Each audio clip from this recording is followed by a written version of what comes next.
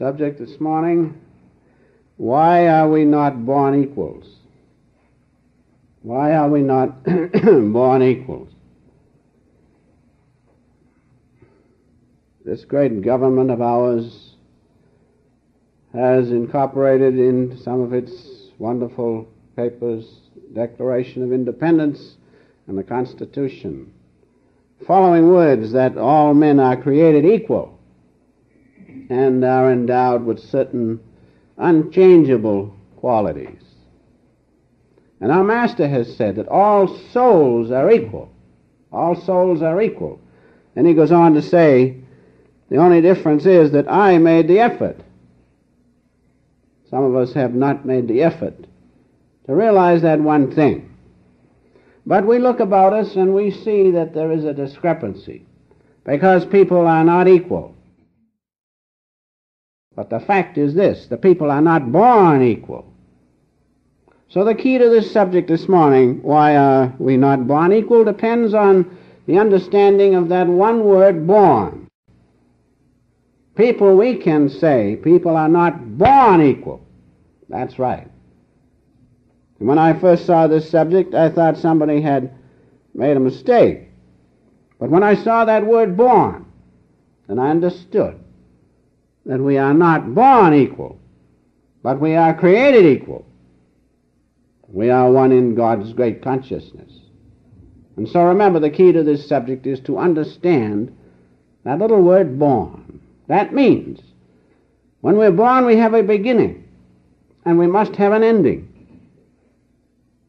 And so, the point to remember, to understand is that the soul attached to the body, and one with that bodily consciousness is born. Therefore, it has an ending. But the soul unattached is never born, always was, always will be, complete in itself, without beginning, without end. So on that proposition, we can discuss the subject this morning, why we are not all born the same and born equal. Remembering, it is due to the fact that our souls, each and every one the same in God's sight, is attached to a vehicle, this body. And because of that attachment and the various things that go on, which I will try to point out in a few moments, they cause the inequality, so that we really are not born equal. And remember that the inequality is not in God's great consciousness, not in the Christ consciousness within. We are all equal there, but it is in the consciousness of the drama of life. That's where the inequality is. And there is no question of a doubt, but we are not born the same. Some are thin, some are fat, some are wealthy, some are poor, some have sense, brains, some do not. Certainly we are not born equal, but the soul underneath that is equal. That's the thing we must remember. The one soul, we have to differentiate between the one soul attached to the human body as the ego and the unattached soul as the Christ consciousness within us. The one soul. We are all equal in that, but not in that soul attached to the body. Now, souls started long, long ago. Souls started long, long ago. As we read in the Scripture, they are rays of the Spirit. They are rays of that one great light of God. Certainly they're all the same. But what happened afterwards is what caused the trouble. We read in Proverbs, the 8th chapter, the 22nd, 23rd verses. The Lord possessed me in the beginning of his way before his works of old. The Lord is the Christ consciousness. That was dynamic to our consciousness when things started out. That was God's plan, that we should have that consciousness of our oneness with him, oneness in the Christ consciousness. Then it goes on to say, I was set up from everlasting, from the beginning ere the earth was. So that soul within us always was. Before this drama of life took place in this creation, we were. and we are still. But we've been become attached to the vehicle. That's all. The vehicle as a part of God's great creation. And so remember, in Solomon's song, which also follows, speaking of the Lord as the prehistoric Christ consciousness in such a beautiful way, refers to the same thing as it does in Proverbs, the prehistoric Christ consciousness, which always was and always will be. That is what constitutes our soul. But it is a far cry from that sometimes as we look about us and we see the attachment of the soul to the body. Now the Lord which appeared and spoke to the prophets of old is the same Christ consciousness. He spoke to Abraham, David, Joseph, and many others, Daniel, Ezekiel, Zechariah, the same Christ consciousness. Same Christ consciousness which is in each and every one of us. For Jesus said, the things I do ye shall do, and greater things. Surely that Christ consciousness is in each and every one of us. In that Christ consciousness we are equal. And when we make that now, right now, dynamic to our consciousness once more, we will all be equal. But we haven't done that. We haven't made the Lord, the pre-existing, prehistoric Christ consciousness, dynamic to our consciousness. We've been satisfied by being attached to this vehicle which plays a part in the drama of life. Now, remembering that we are all equal in that Christ consciousness, what happened? Then came in delusion. Then came in iniquity. Then came in sin, as it is called. It is all delusion, all unreality. I want to give you one Bible reference at this time, which I have given many times, but I want you to listen carefully because you will always get something new until you become that Christ consciousness. So listen carefully. Find out where you are standing. In Ezekiel 28th chapter, 13th verse, it says, Thou hast been in the Garden of Eden. And it goes on in the 14th verse, Thou wast upon the holy mountain. That's where the Christ consciousness is, in the centers of the spine, and in the holy mountain, the thousand-rayed lotus. We had that, as it says in Proverbs. That was dynamic to our consciousness. We had that consciousness of the holy mountain, and it goes on to say that thou didst walk up and down amidst the stones of fire, which are simply the centers of the spine. We had that Christ consciousness. Having that, we were all equal. But then it goes on in the 15th verse, Thou wast perfect in thy ways from the day that thou wast created. We were equal. We were equal in God's great consciousness until iniquity was found in thee, until delusion came, until the soul became attached to the vehicle. That's all. And then what happened? And then he goes on in the next verse to say, Thou hast sinned, and therefore thou hast been cast out from the mountain of God. That is, because of our attachment to the body, the soul attached to the body as the ego consciousness, we lost that consciousness of equality, the great Christ consciousness within. We lost the fact that we were once dynamic to that consciousness, had made that consciousness dynamic to our being. We lost that and became attached to the vehicle in God's great drama of life. Now that in itself, that one point is what you should remember, that the inequality is not in the soul within. It's not in the Christ consciousness within, but in outward consciousness, in waking consciousness. And I will show shortly how that came about, proving that we are not born the same, but we are still equal as souls, rays of God's great consciousness. The soul is on a pilgrimage. This soul endowed with the great Christ consciousness is on a pilgrimage. And that pilgrimage takes place in the drama of life. And that pilgrimage takes one body through desire, and then it goes away and takes another body, and it goes on, following this pilgrimage for one purpose, to go back home to God. After a while, sleeping memories come up, and the soul realizes that it is not the body, and then it starts to go back to God. Creep back, repent, back to God from whence it came. But in the passage back to God, taking many, many bodies, the effect is different on each one of us. Each one of us reacts differently to the conditions in which we find our bodies. That is what makes us be born unequal, as I will try now to point out to you. The soul identified to the vehicle now becomes subject to what? The law of karma, the law of cause and effect, through desire. And being subject to that law of cause and effect, then, as it comes again in another body, these causes which it laid up have to be fulfilled. And if in one body you lay up good causes, when you come again in the next vehicle, you will have a good vehicle. But if you lay up causes which are detrimental to you possessing a good vehicle when you come again, you'll have a poor, sick body perhaps. Just one illustration.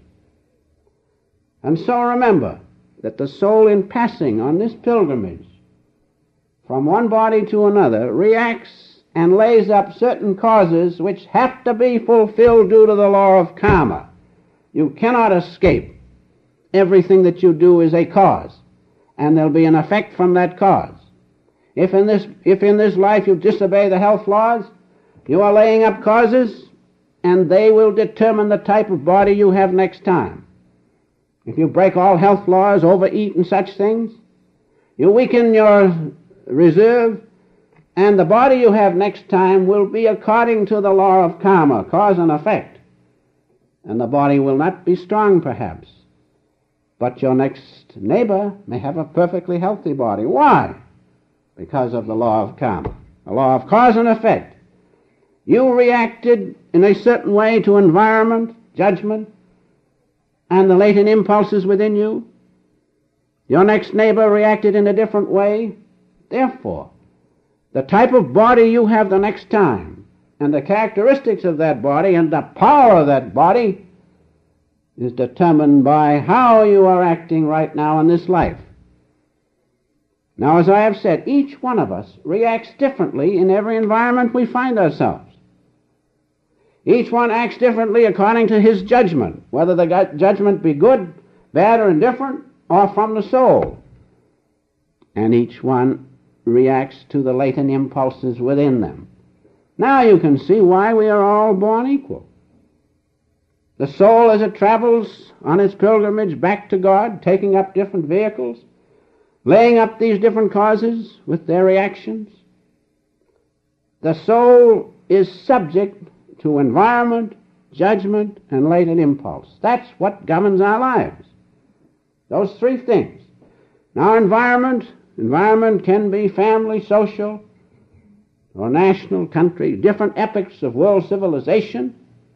Now, each one of us will react differently in that environment according to the latent impulses we have laid up. Now, take judgment. Judgment may be good or bad, indifferent. Some react from the soul judgment, which is the best. Now, don't you see? That produces different latent impulses within you. And when you come again, those impulses suggest to the waking consciousness, and you act in a different way.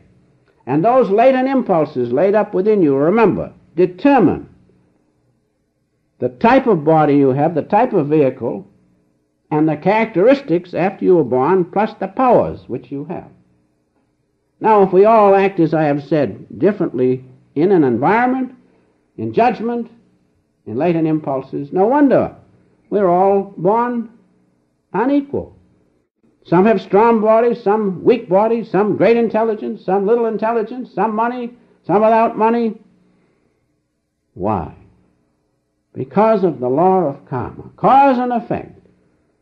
And that is why we are born in an unequal way, because we ourselves have laid up, no one else has done it, we have laid up these causes, and the effects must be due to the law of karma. Cause and effect. If I raise the book up, it falls down.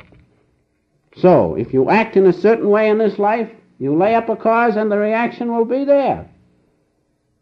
And we all, remember, have reacted differently. As you look about you and see in your environment, each one of us reacts differently. Then when you add to that judgment, plus the latent impulses which you have stored up within you, you can see, no wonder we're all born unequal. No wonder it is so. Of course, it behooves us to remember that those latent impulses are the things which we must watch out for. We must lay up right impulses within us. And so that is what we come to now. We are not born equal due to the working of the law of karma. This is called jiva karma, human action, that's all. Karma is action. Karma is action. I remember the master used to tell the story about the fellow who was looking through the fence at the circus, minding his own business, looking quietly through and enjoying, and someone came up behind and kicked him and knocked him over. He said, Lord, why this? I was doing nothing, just looking in, enjoying the show. But the Lord, Christ consciousness, said to him quietly, you forgot that last life you did the same thing to that man. You've forgotten that, see? But the law of karma doesn't forget it. And also another thing comes to my mind here about each one of us reacts differently. Some eat a lot, some eat little, some do this, some do that. One little point says the sad fact of life, square meals make round people. So now, if you're going to overeat, remember, next life you're going to be perhaps big. Watch out if you want to be nice and thin. So this law of karma is what causes the inequality. So never mind, you can't do a thing of what's gone by. You can't do much about it. Some people have an awful time keeping thin. Boy, at least they look at food, they get big. That's the law of karma. You can't do much about that. But what you can do is now, right now, react to your environment in a different way and do not lay up any more karma. How are you ever going to win? How are you ever going to become equal with the rest of souls? Until you start right now to lay up proper karma, which will make you finally once more return back to that Christ consciousness from which you have come. So, in dealing with this subject, we are not born equals. Remember one thing, that it is our own fault. We have laid up the karma. But behind that, we should also remember, perhaps with greater intensity, that although we are born unequal, still inside of us is that Christ consciousness, and in that we are all equal. Now that's the goal which we should hold. Keep that goal always before us. And I'll point out the ways in which you can reach that goal. The law of karma is exact. God is not mocked. As we read in Galatians, the 6th chapter, be not deceived, 7th verse. Be not deceived, God is not mocked. Whatever a man soweth, that shall he reap. And in the 8th verse, for he that soweth to the flesh shall of the flesh reap corruption, but he that soweth to the Spirit shall of the Spirit reap life everlasting. And so what have we done? We have sown to the material things. And from now on, let us sow to spiritual things and reap spiritual things. That is what we must do. And this brings us to independent action. Independent action is a very important thing. It comes from the word called swadhanata. Swa means self, adhanata means to act from the self. Now this is the way, if you want to be born equal in God's great consciousness, this is what you should do. Listen carefully. Swadhanata means action from the soul. That's real independent action. Action from the soul with its great freedom, with its great unattachment. We have to act from the soul. And if we act from the soul, there is no inharmony produced within us. No bad karma can be laid up, because the soul is God's great consciousness itself. So the key to understanding this question, why we are born unequal, is to right now make up our minds, from now on we're going to act with independent action, which means that we act not from environment, latent impulses, or judgment, but from the soul consciousness itself. Now if we do that, we will soon, after our karma is spent, we will soon be one and equal in the great light of God.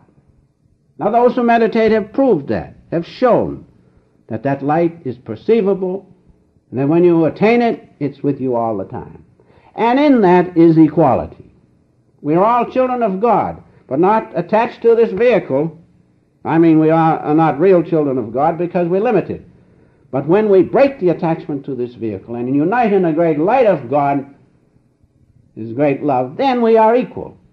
And everyone who will meditate and see that light of the holy vibration within will feel equal with all others. And when two see that same light, when two or more are gathered together in my consciousness, there I am, it says. When two unite in that light, they are equal. God's light, as the Master said, shines equally on the diamond and on the coal. So His light shines on each and every one of us equal. To be equal, we have to be that light. So that's the way to understand this question, why we are born unequal. We are subject to environment and judgment and latent impulses. And as long as we are subject and react to them, we will still stay in the wheel of birth and death, born and die. So it behooves us to get out of it, to not act from environment, judgment, and latent impulses, but to lift our consciousness and act from soul consciousness, and through independent action, we will lift our consciousness from outward worldly consciousness, supersede it with the great consciousness of God the Father. Then we will find we are all equal in His sight. And you know in the Scriptures it says, no matter how great the saint, they are all equal in God's light. Judas betrayed Christ. It took 20 centuries for him to work out that karma. But the Master told me he saw this saint in India. And he looked at him and he saw, although he was a Swami and a saint, there was a little blemish on him. Then later, the great Ramakrishna told one of his disciples, I just saw Manu, I think his name was, over. He's all right now. So he had paid the last debt of karma. Judas, who betrayed Christ, he paid it, but in the light of God. In the light of Christ's consciousness, everything is washed clean. So if you want to rise above inequality, merge in that one great light of God. There we are all equal. That's the wonderful part. It's different than this life. According to how much money you are judged, what position you have, how many strings you can pull. But you can't pull strings in God's light. It's not necessary. Everything is there. That's the way to understand and rise above karma and be free. And so in conclusion, we come to this point, what are we going to do about it? What can we do about it? We can do this. Independent action, direct right action, distinctive conscious effort, I have called it. Distinctive conscious effort will cause you once more to realize the soul within. Independent action, action from the soul, is necessary. Now, let us not be afraid of karma. People say, I don't know what my karma is. I don't know what's in store for me. Something happens, boy, my karma caught up with me. All right, if you keep thinking of that, you'll never get out of it. Forget it. What you've done is done, isn't it? You can't do a thing about it, except one thing. If you lift your consciousness through the techniques of self-realization fellowship, through its different techniques, if you lift your consciousness, supersede it into the great consciousness of God within us, His great light, then your karma will be alleviated and sometimes obliterated. Now, if you want to escape what you've laid up, that's the only safe place you can go, is in the light of Christ at this point. So never mind what karma you have laid up. You're saddled with it anyway. Just like when you get married, sometimes you don't pick a good one. You have it, you're saddled with it. But that doesn't mean you're going to stay down, does it? No. You're going to do your duty. You're going to see it through. But you're going to learn the lesson, never again will I get caught like that. So that's what we have to do in this life. Forget the past karma, but make sure that you do not lay up any new bad karma. That's the important thing. If you do that, you are bound to win, because in time the old karma will be worn out, will pass away. It passes away in time. It may take some time, but the more you merge in God's light, the sooner it will be done.